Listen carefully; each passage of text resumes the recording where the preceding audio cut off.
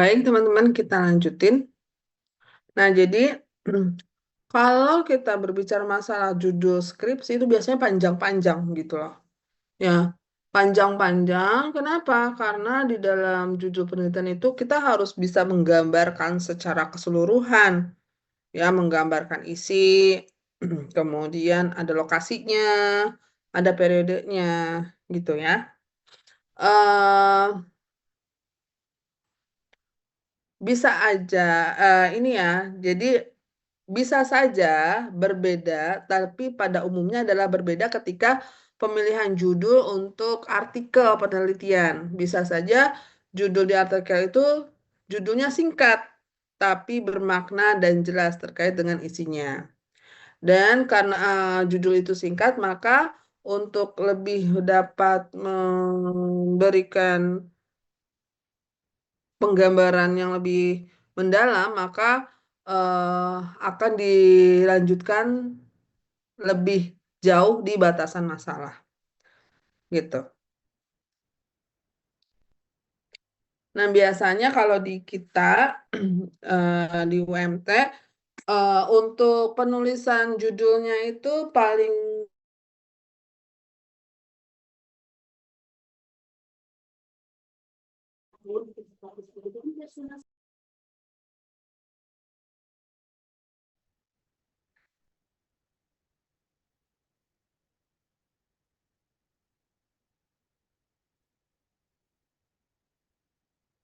Nah, ini ya pada umumnya seperti ini. Yang tadi yang saya bilang, sebaiknya, seperti apa sih yang bagus? Kata-kata yang dipergunakan untuk suatu judul adalah kata yang jelas, singkat, deskriptif, dan tidak berupa pertanyaan. Ya, gitu. Tapi beda nih kalau misalkan judul artikel biasanya bisa saja dalam tanda tanya gitu, cuman apa? Tiga kata doang gitu bisa saja.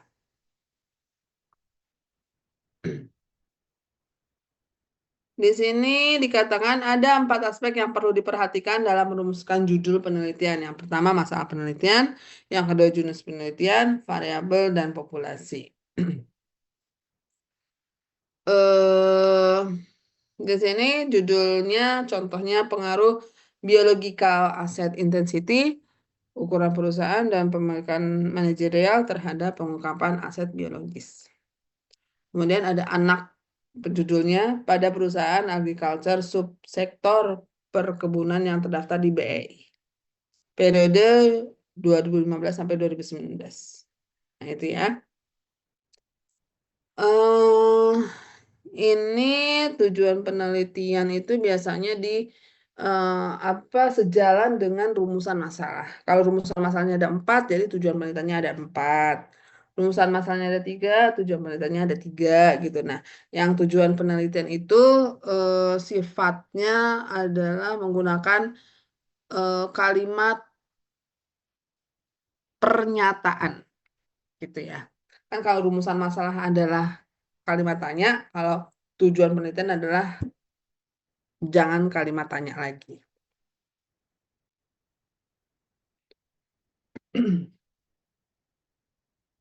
Nah, manfaat penelitian, ya biasanya kan penelitian ini ada diberikan mau dong akan berguna, bermanfaat bagi siapa? Bisa saja peneliti, bisa saja instansi lembaga tempat penelitian, universitas atau penelitian pada masa mendatang gitu. Nah, biasanya manfaat itu kalau di kampus kita itu dibagi dua, ada manfaat teoritis dan manfaat praktis. Gitu ya, teoritis itu terkait dengan pengembangan ilmu ya, literatur biasanya gitu ya. Kalau prakteknya eh misalkan adalah dengan adanya penelitian ini, maka penelitiannya akan membantu adanya masalah, misalkan membantu memecahkan suatu masalah tertentu begitu. Sampai sini ada pertanyaan teman-teman? Ayo. Silahkan. Nggak ada? Silakan ada yang mau tanya dari 11 orang, tidak ada yang mau tanya.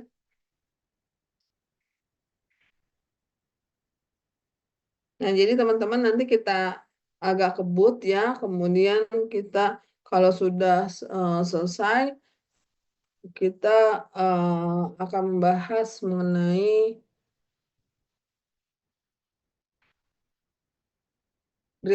kritika review dari teman-teman, gitu ya, untuk satu orang satu ya. Jadi seperti itu. Ada pertanyaan? Mau tanya Bu, Ya, silakan Hijrah. mau make sure tentang ini sih Bu, tugas critical review. Nah, untuk tugas critical review ini kita ada formatnya atau enggak ya Bu? Eh, secara standar nggak usah ya, maksudnya tidak ada harus seperti ini harus seperti itu, tetapi yang harus ada boleh bentuknya seperti apa aja Hijrah, tapi yang jelas harus ada item-item. Yang pertama adalah teman-teman sudah punya ini belum, sudah punya pedoman penulisan skripsi belum, pedoman Sudah, Bu. penulisan skripsi Hijrah udah punya belum dari cutting? Sudah. Nah, udah. Oke, nah dari situ jadi eh, di kritika reviewnya berdasarkan subbab yang ada, gitu ya. Kan bisa saja ngambil dari cutting ataukah dari kampus lain, silahkan. Nah, itu kita sesuaikan dengan subbabnya, gitu. Nah, misalkan subbab di bab 1 ada latar belakang masalah, gitu kan. Kemudian ada rumusan masalah, kemudian ada identifikasi masalah. Nah, itu tiap subbabnya itu harus dikritika review. Seperti itu, Hijrah. Jadi, apa aja yang isinya di itu, misalkan adalah kelebihan, keunggulan atau ya keunggulan, ya. Yang kedua adalah eh, kekurangan. Kalau ada kekurangan, maka harus ada saran. Misalkan, contohnya, tadi kan kita membahas mengenai latar belakang masalah kan. Nah, di latar belakang masalah itu misalkan harus ada fenomena, gitu.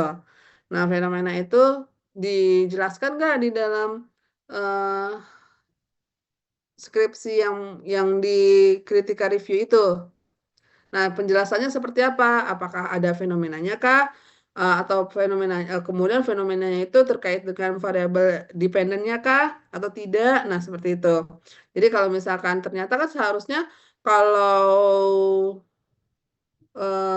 fenomena itu harus terkait dengan variabel dependen kan ya.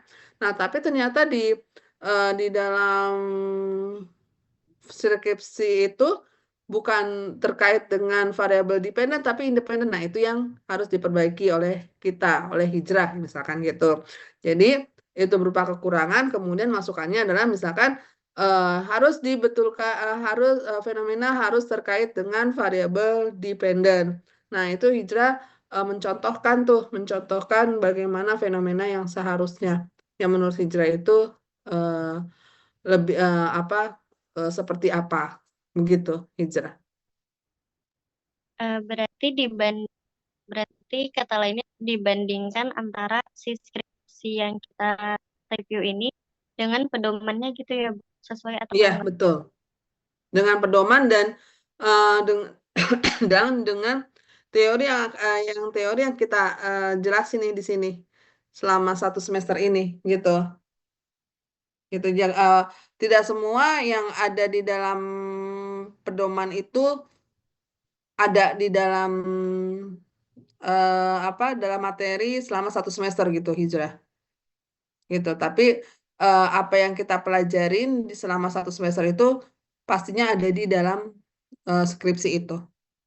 Gitu. Seperti misalkan fenomena itu adalah terkait dengan variabel dependen kan, tapi periodenya itu juga diperhatiin. Periodenya itu eh, atau kasus yang menggambarkan fenomena itu harus merupakan periode terjadi ketika periode itu disesuaikan dengan periode penelitian. Misalkan periode penelitian itu adalah dari 2020 sampai 2024 gitu. Nah, kasusnya yang terjadi itu harus di antara 2020 sampai 2024. Jangan ngambil kasus di 2010 misalkan gitu. Gitu loh, hijrah. Jadi yang harus kita kritik adalah misalkan ternyata fenomenanya itu fenomenanya tahun 2010 kita lihat kita bilang kekurangan fenomena terjadi pada tahun 2010 tidak dalam masa penelitian dari 2020 sampai 2024 gitu. Nah, kemudian jadi masukan atau sarannya ada titik 2. Jadi keunggulan, kelemahan dan saran itu setiap subbab ya, teman-teman, bukan per bab, tapi per subbab. Gitu. Ya. Jadi di sini ketika masukan, jadi hijrah harus bilang ini, fenomena harus di tahun 2020 sampai 2024 gitu ya. Nah, kemudian hijrah cari nih fenomena lain ya. Fenomena lain jangan yang terjadi di 2010, tapi cari fenomena lain misalkan tadi adalah perusahaan A, sekarang di 2010 hijrah memberikan saran perusahaan B, yaitu yang terjadi di tahun 2020 sampai dengan misalkan terjadi di 2021 gitu. Nah, itu pemilihannya seperti itu. Dan cara masukannya seperti itu hijrah. Jelas nggak? Ini Bu, kalau misalnya tadi kan contohnya berarti kelemahan, kalau ada kelemahan dikasih saran. Nah, kalau misalnya yang keunggulan itu contohnya gimana ya? Nah, keunggulannya tadi misalkan ternyata fenomenanya itu udah benar, udah terkait dengan variabel dependen dan misalkan adalah terkait dengan perusahaan, kita misalkan mengambil perusahaan manufaktur nih, gitu kan? Sampel di penelitian itu adalah sampel manufaktur dan yang menjadi fenomenanya adalah perusahaan manufaktur juga. Nah, itu udah keunggulan gitu.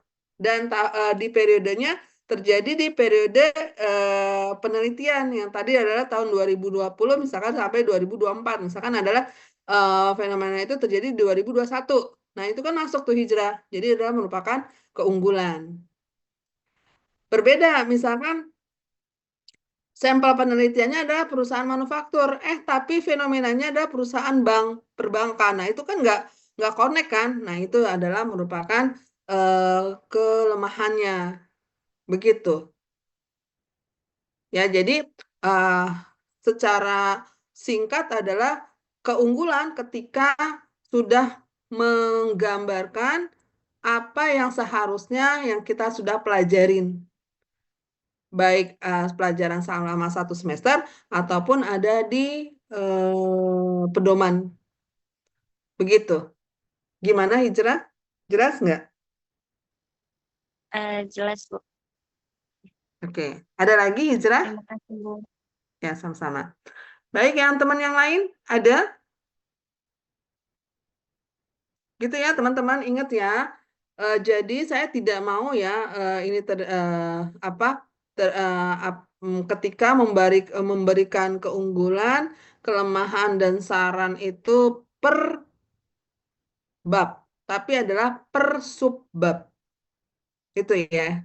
Dan ada tulisannya keunggulan titik 2, kelemahan titik 2, kesaran titik 2. Dan ketika menggambarkan keunggulan dan kelemahan itu dikutip dari skripsi yang ada. Jadi ada apa istilahnya di SS lah ya, di screenshot. Nah, itu ditempel. Oh, seperti ini gitu. Jadi bisa kelihatan benar atau tidaknya. Begitu. Sudah? Nggak ada lagi? Ibu, saya mau nanya. Oh iya, silakan Elsa. Jadi di setiap subbabnya itu harus ada kelemahan, keunggulan, dan saran atau bisa salah satunya, Bu? Em, kalau keunggulan harus ada tiga-tiganya. Walaupun nanti misalkan gini, keunggulan titik dua tidak ada gitu. Jadi kan kalau tidak ada keunggulan, kalau misalkan tidak ada keunggulan sama sekali ya udah ada yang kelemahan. Jadi harus ada tiga-tiganya gitu Elsa. Ada Oke. titik walaupun ada isinya atau tidak, tapi harus dijelaskan begitu. Terima kasih, Bu. Ya, sama-sama. Ada lagi yang lain? Silahkan. Baik, nggak ada ya. Kalau nggak ada, kita tutup ya teman-teman dengan membaca hamdalah. Alhamdulillahirrabbilalamin. Wassalamualaikum warahmatullahi wabarakatuh. Waalaikumsalam warahmatullahi wabarakatuh. Terima kasih, Bu. Ya, sama-sama semua.